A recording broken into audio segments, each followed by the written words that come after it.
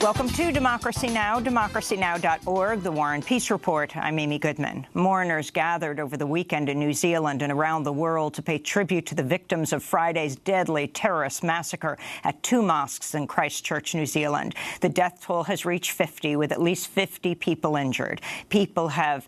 Police have arrested and charged 28-year-old Australian Brenton Tarrant, who they say acted as a lone gunman and is described as a right-wing anti-immigrant white supremacist. Tarrant live-streamed the attack and published a manifesto in which he praised President Donald Trump as a symbol of renewed white identity and common purpose.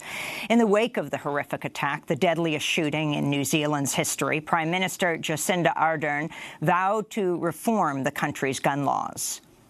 We cannot be deterred from the work that we need to do on our gun laws in New Zealand. They need to change, regardless of what activity may or may not have happened with gun retailers. They will change. Meanwhile, President Trump came under fire for refusing to acknowledge the global rise of white nationalism in the wake of the attack.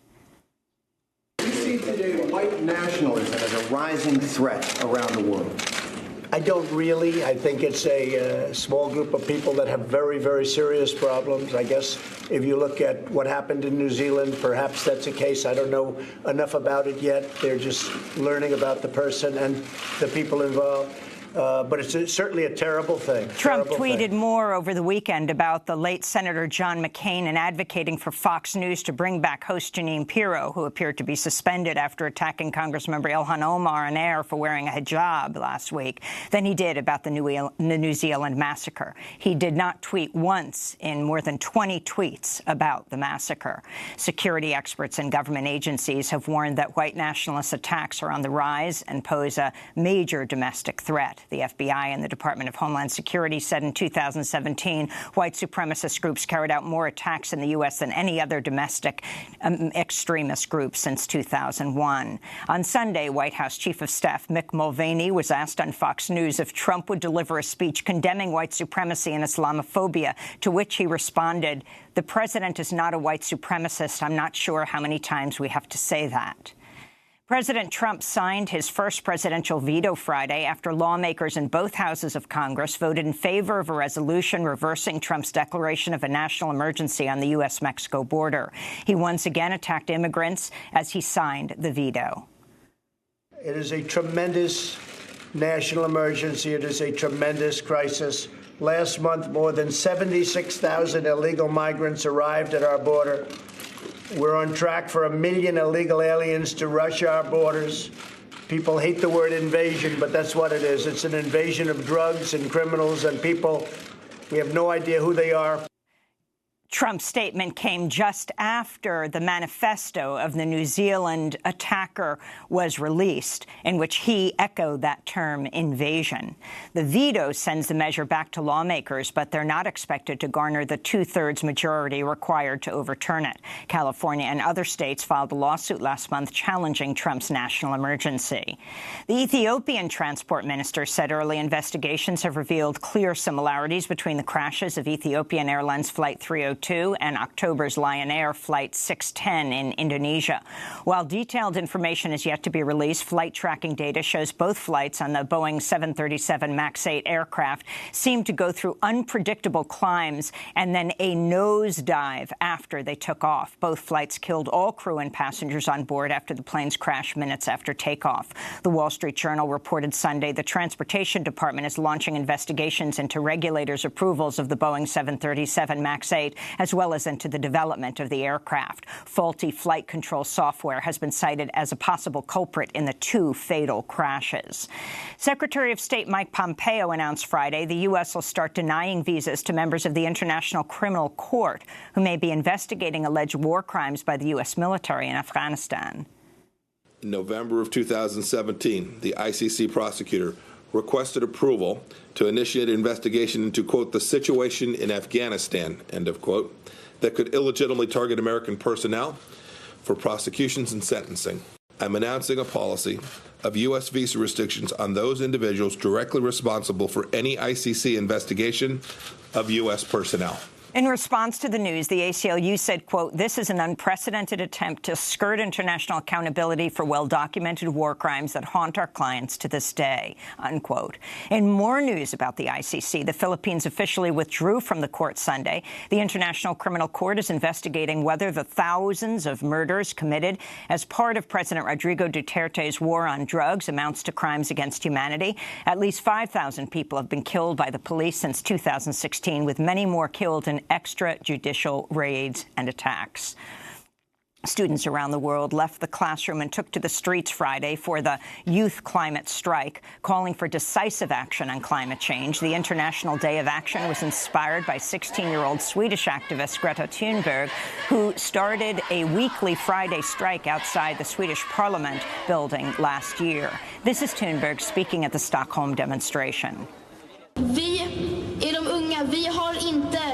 And we, the young people, have not contributed to this crisis. We are not going to accept it. We are not going to let it happen, and that is why we are striking. We strike because we want a future, and we will continue. Greta Thunberg has been nominated for a Nobel Peace Prize. Here in New York City, Democracy Now! Spoke to students rallying outside City Hall Friday. My name is Tasnim Imu, and I'm from Urban Assembly Institute of Math and Science for Young Women. They say that education isn't worth sacrificing to make a political point, but I think they're wrong, because we're all here going to school and we think that we have this big future for us, but our education will be ignored if we're too busy trying to survive instead of living. Later in the broadcast, we'll speak with the high school students from the Bronx High School of Science, as well as Ilhan Omar, Congressmember Ilhan Omar's daughter in Minneapolis.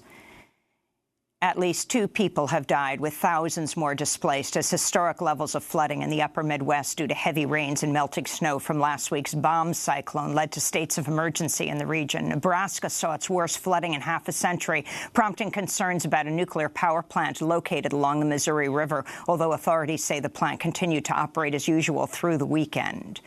In Zimbabwe and Mozambique, at least 120 people are believed to be dead, with many more missing after tropical cyclone Idai battered the southern African nations from Thursday to Saturday. The death toll is expected to mount in what Mozambique's environment minister called the biggest natural disaster the country has ever faced.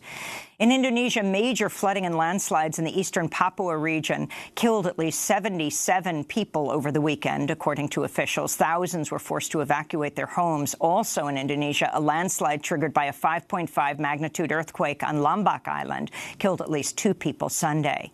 In Israel, the Supreme Court banned the far-right leader of the Otzma Yehudit, or Jewish Power Party, from running in the upcoming elections, citing racist anti-Arab comments by Michael Ben-Ari. Last month, embattled Prime Minister Benjamin Netanyahu formed an alliance with the party, despite it being compared to the KKK for its racist and homophobic beliefs. Meanwhile, the court ruled candidates from the Balad United Arab List, an alliance of Israeli Arab parties, can run, overturning a ban by Israel's election committee earlier this month. In Denver, Colorado, noted immigrant rights activist Jeanette Vizquera once again took sanctuary at the Unitarian Church after her stay of deportation expired Friday. She spent 86 days in sanctuary at the church in 2017 before receiving her stay of deportation.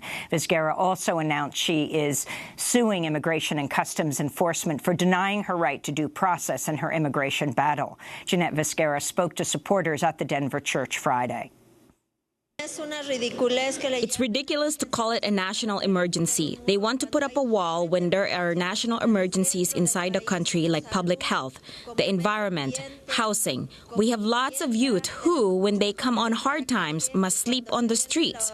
They are American citizens, and they are not extending a helping hand to them. In Kentucky, a federal judge blocked the new highly restrictive so-called fetal heartbeat law hours after Republican Governor Matt Bevin signed the legislation Friday. Friday. The law would have banned abortions once a fetal heartbeat can be detected, something that typically happens just 6 weeks into a pregnancy and before many women even realize they're pregnant. The measure is now on hold for 2 weeks pending further hearings.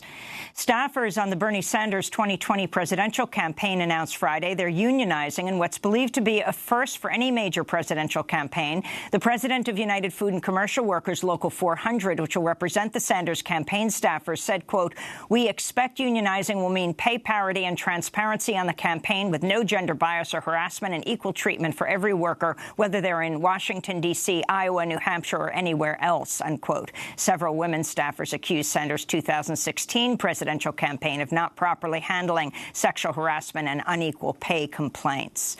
And New York Senator Kirsten Gillibrand officially launched her 2020 presidential bid Sunday. In her campaign video entitled Brave Wins, Gillibrand pledged support for paid family leave, universal health care, a Green New Deal, gun control, and taking money out of politics. She was also an outspoken early supporter of the Me Too movement, but reports emerged earlier this month that her office mishandled a sexual harassment complaint from a former staffer. Senator Gillibrand is inviting supporters to meet her for a rally on March 24th in front of the Trump International Hotel in New York. And those are some of the headlines. This is Democracy Now!, democracynow.org, The War and Peace Report. I'm Amy Goodman.